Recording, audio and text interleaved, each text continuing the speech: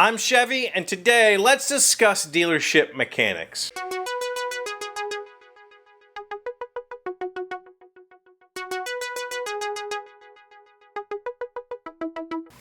Hello friends, welcome to the shed. It's Wednesday, which is game night for me, but more importantly, Wednesday has been traditionally the day that I've attempted to do some sort of shop talk, man talk, tool stuff, woodworking, whatever.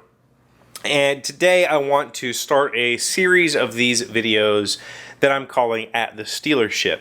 And the first one I want to talk to you about is the technicians and the mechanics that work at your local dealership. Now, everybody has heard the phrase Stealership, I assume, because people talk about how when you go to the dealership to have your vehicle worked on, they just try to rob you. And you're not wrong. It's that simple. For those of you who don't know me, I worked in the automotive industry for about a decade.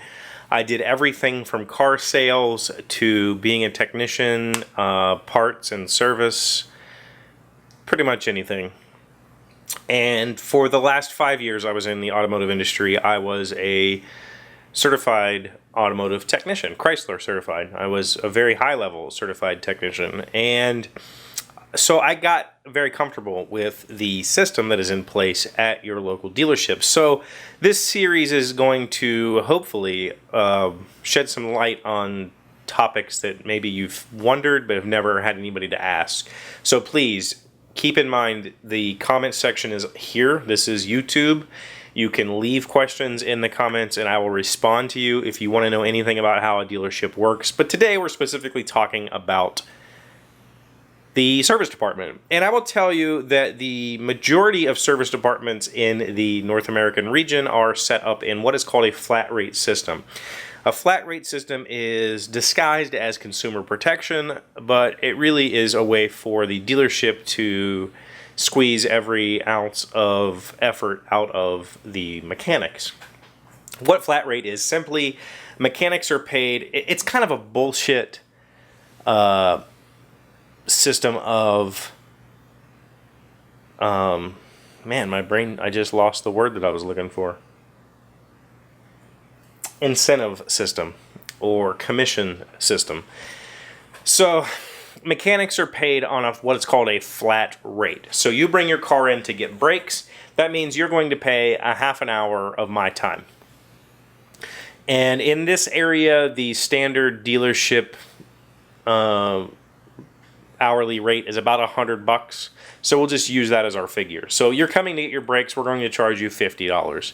I'm going to get paid for 1/2 hour of whatever my wage is, regardless of the amount of time it takes me to do it. If I'm doing your brake job and bolts break off and we have to replace them and whatever happens, I end up getting sick or whatever, or I just don't feel like doing it and I take an hour and a half, you're only paying for that half hour. That's the consumer protection portion. And it pretty much works like that. But for the dealer, it's a way of forcing me to try to do work quickly, not properly. I don't want to say not properly. It's a way to incentivize me to be quick on the job. If I can do your brake job in 15 minutes, but I get paid for a half an hour, I just effectively got double time. And if I could do that all 8 hours of the day, I get paid for 16 hours, yada, yada, yada. Now, the mechanic at your local dealership is not getting paid $100 an hour. That's what the dealer's getting. The mechanic's probably, in this area, getting about $20, maybe $25, maybe $15, maybe $10 if they're a lube tech. They're getting very little, a very small share of that $100. So for the mechanic, it's a huge incentive to push sales. And to clear up the air, mechanics do not get paid for parts. I have never found a dealership that pays the mechanics for parts. They do pay the parts people commission on their sales. So as a mechanic, if I form a relationship with one of the parts people, maybe I go to that person more often to kind of give them a little bit more money. But as a mechanic, I have never been paid for parts. I have never seen a dealership that pays the mechanic for selling parts. But the mechanic gets paid for time. So you'll come in to get your brakes checked. It's going to cost you a half an hour for me to change your brake pads. While we're at it, you know what? You might as well let me resurface your rotors. Those are the the parts of your brakes that, you know, the pads grab onto. I'm going to charge you an hour for that. It takes about 15 minutes.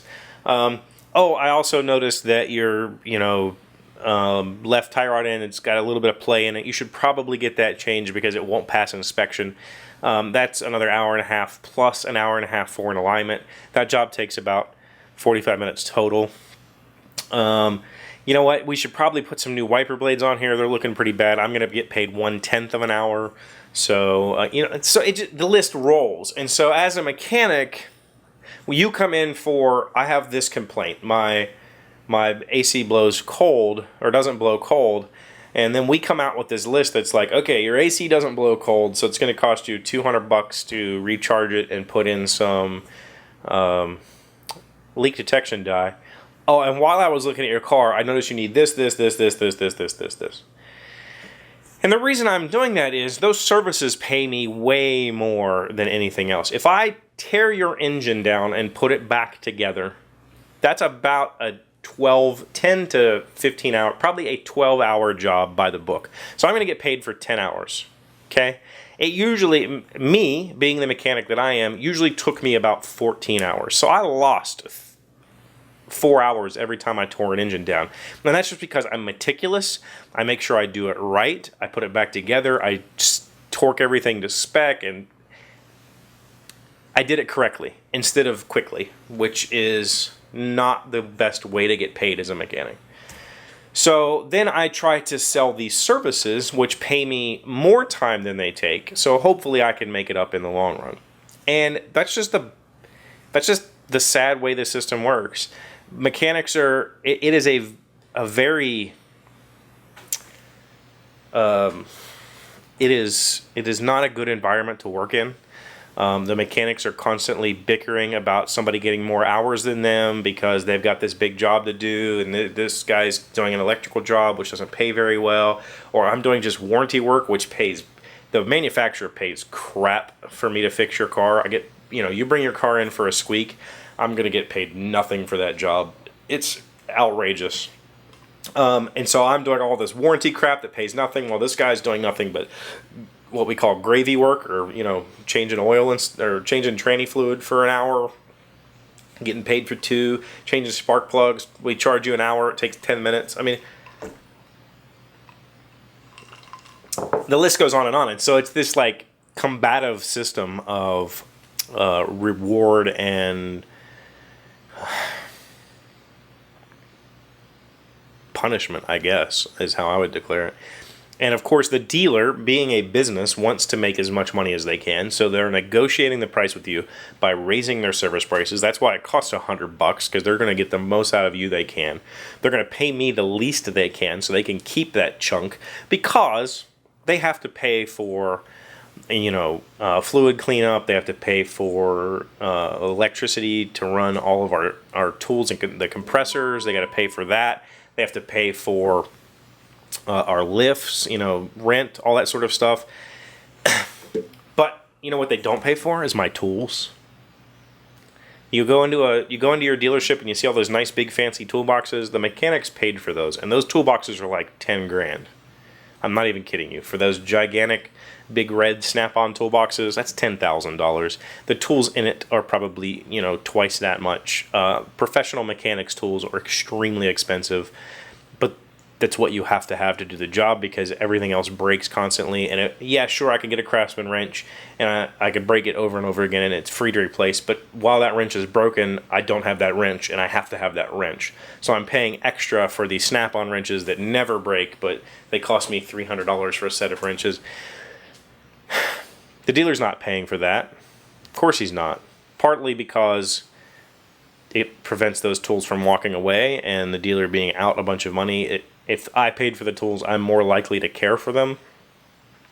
But the dealer does pay for specialty tools, any special manufacturer required tools that we have to tear your, you know, transmission apart or whatever. The dealership funds those. So there is a good amount of expense involved, but be aware that the guy who is servicing your vehicle is not trying to steal from you. That's not the mindset that person has.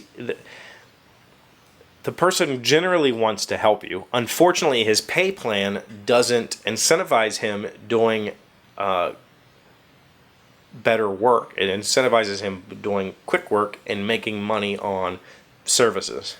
And if I write a list of services on every single one, air filter, wiper blades, transmission flush, coolant flush, whatever, 1 out of 10 of those is going to bite, and I'm going to make my paycheck so that my kids can eat.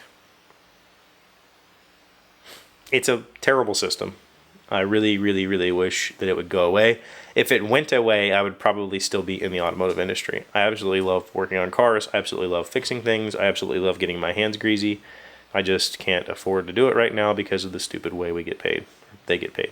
I'm not a mechanic anymore. So I hope that helps. If you have any questions about the flat rate system or how mechanics work, please leave those in the comments below. If you would like for me to further extrapolate on anything I touched on in this video, please let me know, and I will do that in a future episode of At the Stealership. But for now, we're going to leave it there. Thank you guys for being here. Thank you for liking, commenting, subscribing, and don't forget to share the video. I'm going to go play games. I will see you tomorrow. Hey, Doc, wait! I want to ask you something. Today's random fact comes from blog.everydayscientist.com. What does permanent press mean on a washing machine? The permanent press cycle uses the normal speed spin and has 45 seconds of cool water sprayed on clothes at the end of the cycle.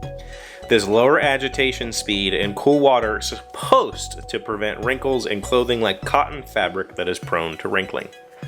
Interesting. I've actually literally always wanted to know that, and I've never remembered to Google it.